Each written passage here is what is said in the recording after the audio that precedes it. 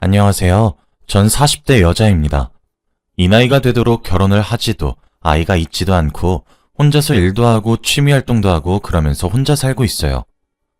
제가 이렇게 사연을 보내게 된 이유는 아직도 세상은 넓고 따뜻하다는 사실을 말하고 싶어서 이렇게 글을 쓰게 되었습니다.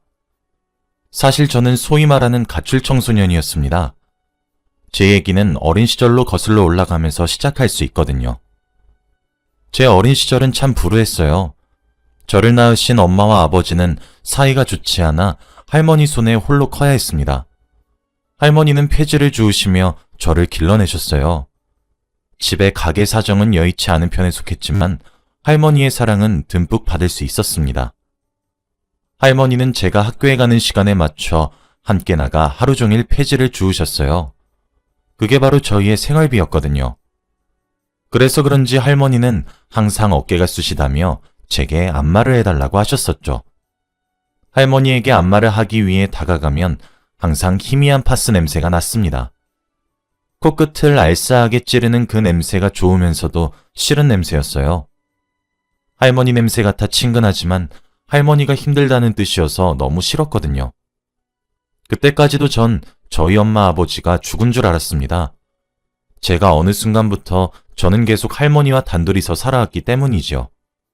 훗날 할머니가 돌아가시고 나서야 알게 되었습니다. 엄마 아버지가 죽은 것이 아니라 엄마와 아버지 두 분 다 저를 버리셔서 할머니가 절 떠맡았다는 사실을요. 할머니는 제가 성인이 되기 전에 노안으로 세상을 뜨셨어요. 돌아가시는 와중에도 제게 우리 이쁜 강아지 혼자 두고 할미가 먼저 가서 어쩌누 하고 눈물을 지으셨습니다. 매번 제가 커서 호강시켜주겠다고 가슴을 부풀리며 당당하게 외치면 할머니는 늘 인자하게 웃으시며 우리 똥강아지 하셨었는데 순식간에 전 홀로 남아버렸어요. 할머니가 돌아가시고 난 뒤 홀로 남은 저는 정말 절망만 가득했었답니다. 할머니의 장례식도 주위 이웃분들의 도움으로 겨우 치러냈어요. 할머니의 장례식이 끝날 때까지 저 혼자 빈소를 지키고 돌아왔어요. 그러던 어느 날 할머니 명의로 되어 있던 저와 단둘이 살았던 집을 정리하기 위해 누군가 찾아왔더라고요. 그 사람이 제 아버지란 사람이란 것을 알게 되었을 땐 기쁘기도 징후스럽기도 했습니다. 아버지는 그제서야 제가 자신의 딸이란 사실을 깨달았던 것인지 담배를 몇 개나 연달아 태워 피우시고는 저를 데리고 본인의 집으로 향했어요. 저는 할머니의 마지막 향취가 묻어 있었던 그 집을 떠나고 싶지 않아 울면서 가기 싫다 매달렸지만 소용이 없었어요. 할머니의 유품만 간신히 챙겨 아버지를 따라 거처를 옮겨야만 했습니다. 아버지는 저를 할머니의 손에 맡기고 난 뒤 새로운 가정을 꾸리셨더군요. 그 집은 이미 완벽한 하나의 가정이었어요.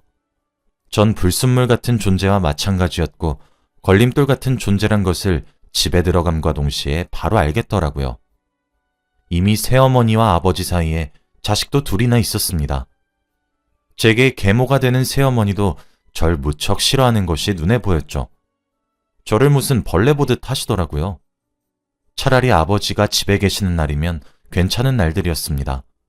적어도 매를 맞진 않았었거든요. 새어머니는 아버지가 집에 없으신 날이면 손에 집히는 대로 저를 내려치기 시작했습니다. 집안일을 제게 시키는 것은 물론 불 꺼진 화장실에 몇 시간이고 갇혀 있었던 적도 있었어요. 문을 두드리며 열어달라 했는데 새어머니는 들은 척도 하지 않았습니다. 그렇다고 제가 괴롭힘을 당하고 있다는 사실을 아버지께 말을 할 수도 없었습니다. 아버지에게 말을 하는 순간 새어머니가 절 혼내겠다고 협박했거든요. 그리고 제가 아버지께 사실을 말한다고 하더라도 아버지가 절 믿을 거란 생각도 들지 않았어요. 아버지조차 저를 사랑해서 거둔 것이 아니라 계속 버려뒀다가 어쩔 수 없이 도맡았다고 종종 말씀하시곤 했었거든요. 그때 제 나이는 겨우 17살 정도에 지나지 않았고 그렇게 학대에 지배당한 환경 속에 놓여서 제대로 된 사고가 가능하지 않았습니다. 그런데 어느 날 정말 딱 죽고 싶더라고요. 이렇게 살 바엔 왜 사는 건가 싶었고 날 두고 왜 먼저 갔냐고 하늘에 대고 할머니에게 물어보기도 했어요.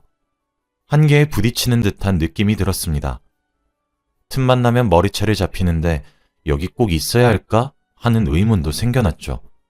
그리고 새어머니가 저를 그렇게 우습게 알기 시작하니까 그 자식들은 겨우 10살 남짓 되는 나이였던 것으로 기억을 하고 있는데 제게 발을 걸거나 먹던 음식을 제게 집어던지며 주워 먹으라고 명령하는 등 갖은 해괴한 방식으로 저를 괴롭히기 시작하더라고요. 그래서 그때 가출을 결심했어요. 어차피 여기 있어봤자 우리 아버지는 절 보호 하나 제대로 해주지 못하고 계시고 새어머니는 저를 어떻게 학대해야 잘 학대했다 소문날까 하는 얼굴로 매일을 고민하시고 이복동생이란 것들은 저를 알기를 우습게 하라 미친 듯이 약을 올리고 때리고 괴롭히기 시작하니까 제가 정말 도저히 살 수가 없겠더라고요. 그렇다고 빈손으로 나가기도 싫었습니다. 할머니가 돌아가시면서 남겨준 통장이 하나 있는데 그 통장 안에 4천만 원이 들어있었어요. 제 명의로 된 통장이었죠. 하지만 할머니가 악착같이 모은 돈이었기에 함부로 쓸 수가 없겠더라고요. 그래서 이왕 가출도 할 것이고 2번 다시 얼굴도 보지 않은 채로 살 것 같은데 아버지와 새어머니라면 그동안 나 키워주지 않은 대가만큼 돈이라도 훔쳐가지고 나가야겠다 다짐했죠. 미리미리 가출하는 것을 상상하고 연습했습니다. 매일 잠들기 전에 쌓아놓은 짐을 풀고 일어나면 짐을 쌌어요. 언제든지 훔쳐서 달아날 수 있게 말이에요.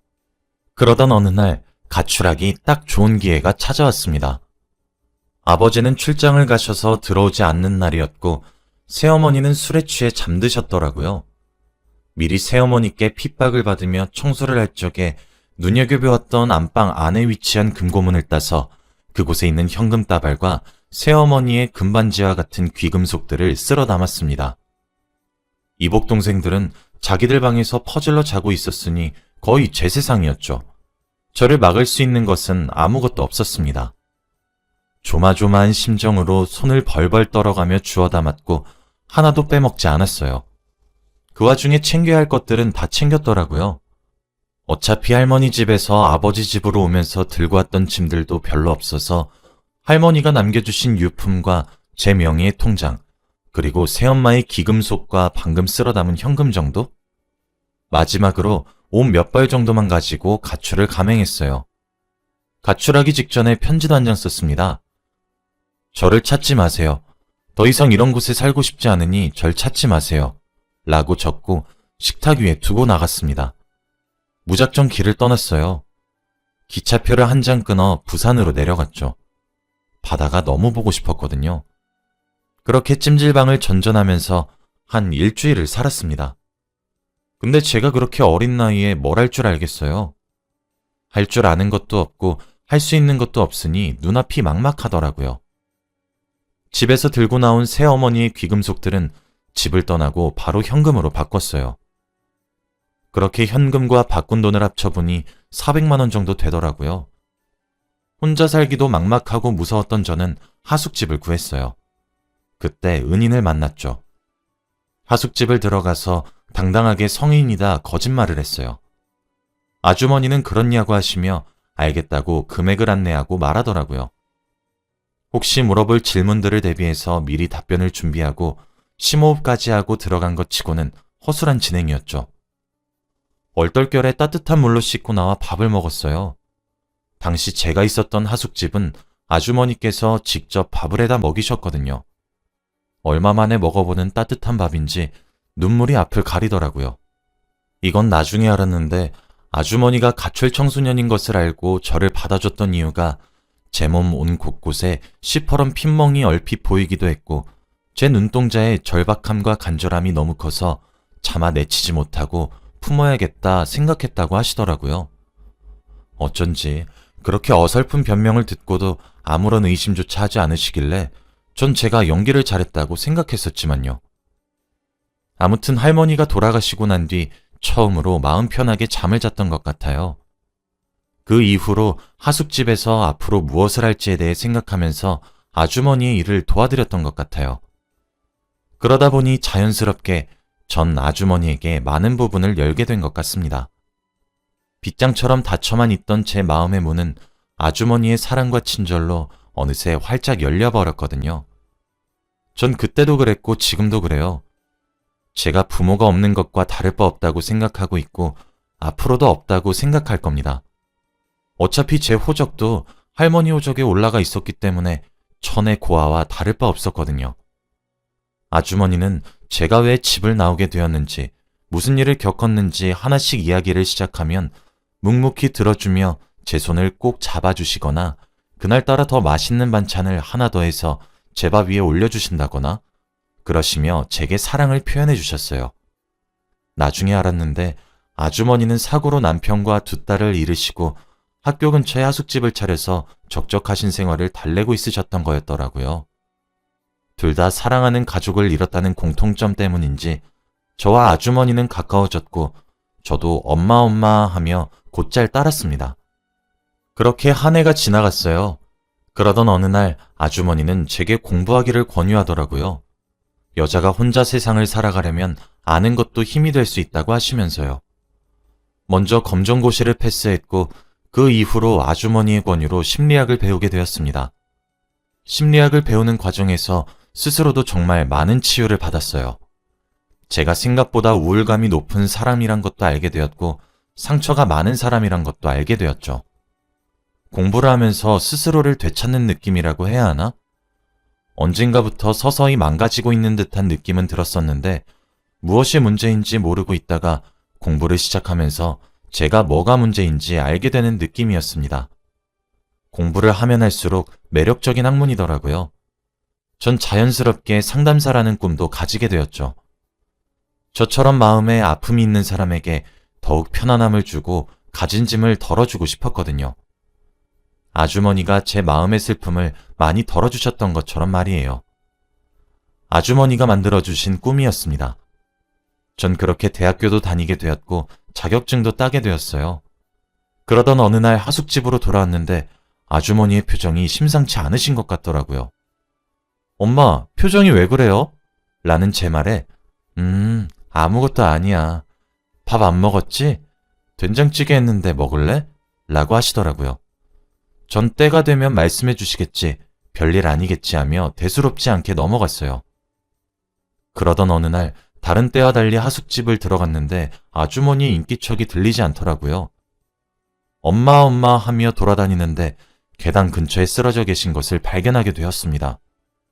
저는 너무 시겁해서 119에 전화로 신고한 후 눈물바람으로 아주머니를 깨우려고 했죠. 다행히 병원에 실려간 결과로 아주머니는 빈혈로 정신을 가볍게 잃은 것이라고 했어요. 전 놀란 가슴을 진정시키며 아주머니께 투정을 부렸는데 아주머니의 표정은 심상치가 않더라고요. 링거 한 대를 맞고 아주머니와 함께 하숙집으로 돌아왔습니다. 아주머니는 저를 거실로 데려가 앉히며 서류를 내미시더라고요. 그건 양자 입적 서류였습니다. 그리고 이어지는 아주머니의 말씀은 충격의 연속이었어요. 연수야, 먼저 무슨 말을 해야 될지 잘 모르겠지만 아마 너에게 설명하는 과정이 뒤죽박죽일 것 같기도 해. 그래도 차분하게 들어주었으면 좋겠어. 일단 이건 양자 입적 서류야. 내가 널 양자로 드리겠다는 서류고 이걸 내면 너와 나는 법적으로 엄마와 자식의 관계가 되는 거지. 너에게 갑작스러울 수 있을 거라고 생각해. 하지만 난 네가 우리 하숙집의 문을 두들기고 필사적으로 성인이라 속이며 온몸에 피멍을 달고 들어왔을 때부터 넌 내가 품기로 했었어.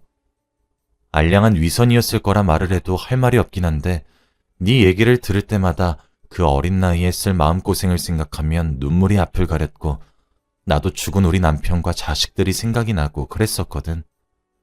사실 하숙집도 내 적적한 마음 좀 달래보고 싶어서 시작한 것도 있었어. 내가 가족을 잃어서 누군가에게 엄마처럼 따뜻한 밥 한 끼 해주고 싶었거든. 그래서 내가 널 딸로 여기고 싶어서 입적하고 싶은 것이 이 서류를 내미는 첫 번째 이유야. 두 번째 이유는 내가 위안 말기라고 하더라, 연수야. 라고 하시는 겁니다. 저는 정말 엄청나게 깜짝 놀라서 하려는 말도 잃은 채 멍하니 아주머니 얼굴만 쳐다봤어요. 그런 저를 보며 아주머니는 씁쓸하게 웃으시면서 많이 놀랬지?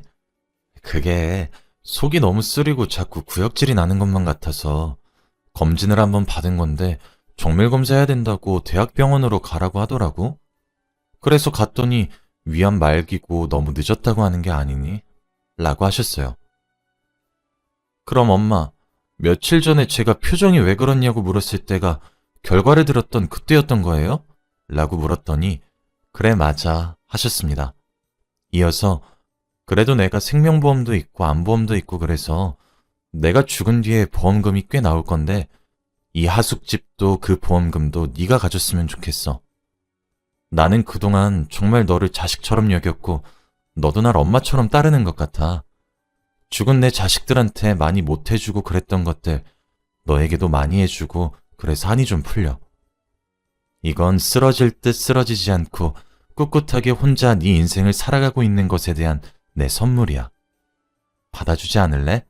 하셨죠. 전 엉엉 울면서 아주머니 품에 안겼고 그런 저를 따뜻하게 마주 안아 주셨습니다. 그렇게 전 아주머니의 진짜 딸이 되었어요. 이미 엄마라고 부르기 시작한 것도 오래되어 새삼스럽긴 했지만요. 아주머니는 갑작스럽게 위암말기에 걸렸던 것처럼 갑작스럽게 세상을 떠나셨습니다. 보통 위암, 게다가 말기에 걸리게 되면 1년 정도밖에 살지 못한다고 하더라고요. 아주머니는 좀 더 오래 1년 6개월을 사시다가 꽃이 피는 계절에 흙으로 돌아가셨죠. 아주머니의 장례를 치르고 있었는데 아주머니의 가시는 마지막 길을 얼마나 많은 사람들이 왔는지 모르겠더라고요. 전부 아주머니가 따뜻한 밥을 해가며 먹인 하숙생들이었습니다. 생전하셨던 선행들로 인해 마지막엔 복작복작거리며 저희에게 배웅받아 가셨죠. 저도 처음엔 많이 힘들었어요. 제가 사랑하는 사람들은 다 떠나는 건가 하며 슬픔에 허우적대기도 했습니다. 그럴 때마다 아주머니가 꼭 공부를 끝마치란 말과 할머니의 훌륭한 사람이 되라는 말들을 응원 삼아 더 독하게 공부하기 시작했어요. 그렇게 전 지금 젊었던 시절 꿨던 꿈을 이뤘고 어엿한 상담사가 되었습니다. 현재 저는 어렸을 적의 저와 같이 가정폭력의 피해에 노출되어 있거나 심리적으로 우울하고 불안한 아이들을 도맡아서 상담을 하고 있고 그 이외에도 자원봉사로도 틈틈이 남들을 위해 봉사하며 살고 있어요. 요즘 시대엔 하숙집이 사라질 수밖에 없어 아주머니와 제가 함께 살았던 그 집은 독서실로 개조해서 여전히 운영 중입니다. 저는 어렸을 적 가출을 거듭하는 과정에서 충분히 엇나갈 수 있었고 나쁜 길로 빠질 수 있었지만 제 주위에 운 좋게도 좋은 어른이 있으셨기에 이렇게 떳떳하게 살아갈 수 있게 된 것 같아 저도 누군가에게 그런 좋은 어른이 되는 것이 현재 삶의 목표입니다. 앞으로도 남들에게 특히 아직 성숙하지 않은 미성년자들에게 등불 같은 존재가 되고 싶고 그렇게 살기 위해 노력하려고 합니다. 그러니 여러분들도 너무 절망에 빠지지 마시고 힘내시길 바랍니다. 제 긴 이야기 들어주셔서